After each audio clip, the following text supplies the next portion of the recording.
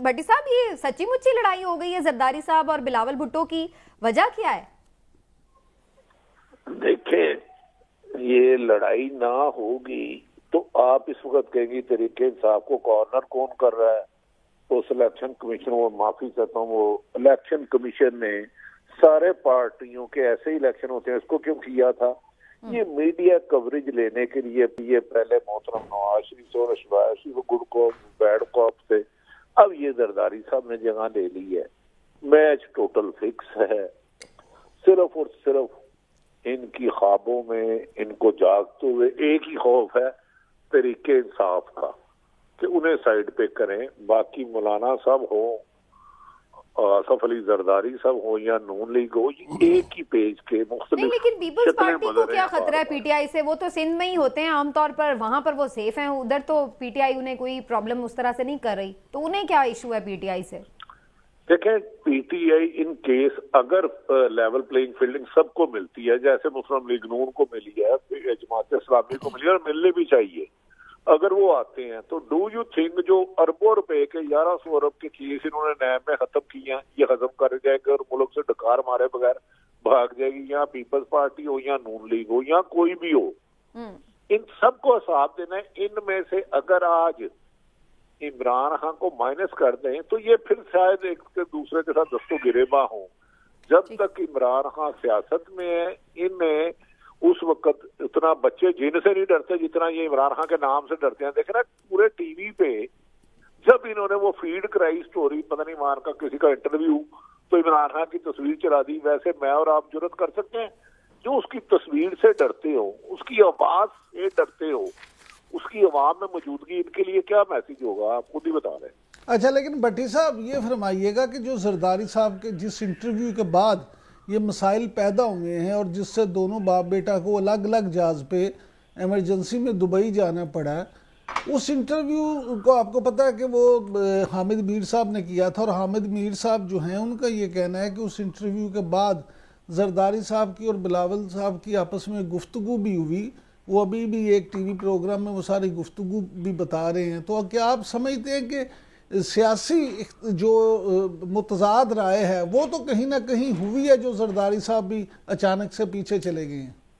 नहीं, देखिए, इख्तलाफ तो हो सकता है। वो तो शहबाज शरीफ भी आज भी वज़ीर आज़म बनना चाह रहे हैं, पर वो यकीनन नवाज शरीफ के होते हुए नहीं आ सकते। मरीम नवाज भी बनना चाहती है, मोहतरम नवाज आसफ अली जरदारी साहब सारी चालें खुद चलते हैं। आपको याद होगा इमरान साहब, अगर मेरी मेमोरी नहीं है तो नून लीग तो किसी भी तौर पर अदम एतमाद नहीं लाना चाह रही थी, और दर्जनों बयान आता है कि जब तक एस्टेब्लिशमेंट साथ ना हो अदम एतमाद कामयाब नहीं हो सकती। दर्जनों, 1 2 3 नहीं।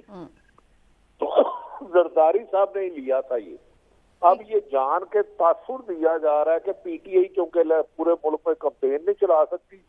कभी जरदारी साहब नवाज शरीफ के बारे में बयान देते हैं, बेटा कुछ कहता है, बाप कुछ कहता है। कभी नून लीग उनको कहते हैं कि एनवायरमेंट लगे, क्योंकि पब्लिक में अभी तक इलेक्शन का माहौल बन ही नहीं सका।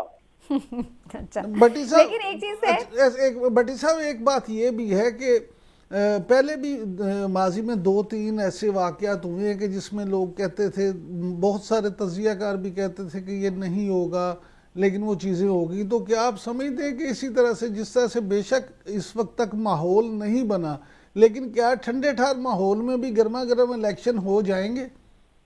इलेक्शन तो फिर देखें, फिर सिलेक्शन होगी। खुद ये बिलावल साहब ने कहा, मैं नहीं कह रहा, क्योंकि ये लोग भी अच्छे लोगों को। अब मुझे बता दें, पंजाब में वोट बैंक एक हकीकत है, पीपल्स तरीके इंसाफ का, दूसरे पे नून लीग का। ये तो नहीं है ना कि नून लीग सियासी पार्टी नहीं है। तो मुकाबला होना था तहरीके इंसाफ वर्सेस नून लीग। पीपल्स पार्टी का ये वोट ही नहीं है। इस्तेकाम पार्टी अगर अपने कैंडिडेट का पोलिंग एजेंट भी खड़ी कर दे लाहौर में, तो मैं समझूंगा बहुत बड़ा काम हुआ। तो इलेक्शन जीतना तो बहुत दूर की बात है, अगर कोई बटन से जिता दे तो मुझे नहीं पता। देखिए, पीपल्स पार्टी अंदरूने सिंध पहले भी सीटें ले जा सकती थी, अब भी ले जाएगी। अब रह गया केपीके, पंजाब और वफाक। बज़ाहिर बाजी नजर में मुबैना तौर पर तरीके इंसाफ के पास जाना था। बलोचिस्तान मिक्स गवर्नमेंट होनी थी, तो अब सिर्फ तरीके इंसाफ को रोकने के लिए ऐसे कई और ड्रामे आपको नजर आएंगे। लेकिन भट्टी साहब, अब तो इलेक्शन कमीशन ने एक मरासला भी जारी किया है सारे चीफ सेक्रेटरीज को और वजीर आजम के प्रिंसिपल सेक्रेटरी को कि सबको लेवल प्लेइंग फील्ड दें, भाई शिकायत आ रही हैं। तो अब आपको लगता है कि कुछ माहौल में तब्दीली आएगी? अच्छा, आपको अगर सिलेक्शन कमीशन, माफी चाहता हूँ क्या नाम अभी नाम दिया आपने, सबीना इलेक्शन कमीशन सॉरी, वो इलेक्शन कमीशन, क्या उन्हें नजर नहीं आ रहा पूरे मुल्क में अगर हजारों लोग कारकुन गिरफ्तार हैं तो सिर्फ तरीके इंसाफ के, हजारों लोग लापता हैं तो तरीके इंसाफ के, एक पीपल्स पार्टी का कारकुन इन 1.5 सालों में गिरफ्तार हुआ हो, और ये इलेक्शन जब से सुप्रीम कोर्ट ने कहा है पीपल्स पार्टी को कहीं इलेक्शन कैंपेन चलाने से रोका गया हो, कोई एक पर्चा हुआ हो, किसी एक जगह जलसा या कार्नर मीटिंग ना होने दी मासवाई पीटीआई के, तो ये सिलेक्शन कमीशन छोड़े। और ये जो उन्होंने इंट्रा पार्टी का ऐसी चाल चली है 20 दिन में कराओ, 20 दिन में आप इलेक्शन शेड्यूल दे देगी, ये मुमकिन ही नहीं है। ठीक, ये आप जरा साथ रहें भट्टी साहब, ये आपने बड़ा इंपॉर्टेंट पॉइंट छेड़ा है। मैं जरा चौधरी साहब की इस पे राय लूं क्योंकि वो तो खुद इलेक्शन कमीशन के मामलात को देखते भी रहे हैं। तो चौधरी साहब, ये कोई कितना का खतरनाक फैसला है? आपको लग रहा है कि बल्ले का निशान रह पाएगा पीटीआई के पास?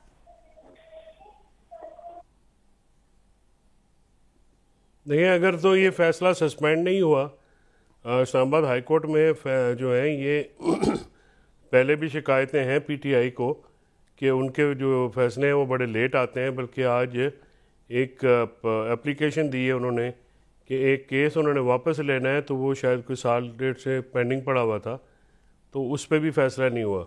अगर ये सस्पेंड ना हुआ तो फिर तो ये पीटीआई के लिए बल्ले का निशान रखना बड़ा मुश्किल हो जाएगा इसको।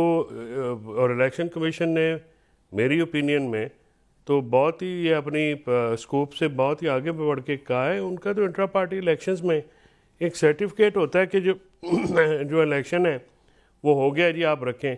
कोई इंट्रा पार्टी, इनके तो अपने मैकेनिज्म होते हैं, ये कोई सूबाई या असम्बली का या नेशनल असम्बली का या सेनेट का या लोकल गवर्नमेंट का इलेक्शन थोड़ी है जिसमें इलेक्शन कमीशन जो है वो इंतखाबी उज़रदारी का फैसला कर रहे थे। तो ये फैसला बना तो on the face of it जो है वो भी बड़ा एक मायूस कुन फैसला है कि इलेक्शन कमीशन जो है वो किसी तौर पे भी अपनी गैर जानबदारी को कायम रख नहीं पा रहे हैं किसी। लेकिन पीटीआई ने तो ऐलान किया है कि वो इलेक्शन करवा देंगे 20 दिन में। उनका तो ये उनकी तो ये आई है स्टेटमेंट कि हम करवा भी देंगे, साथ साथ अदालत में भी चैलेंज करेंगे।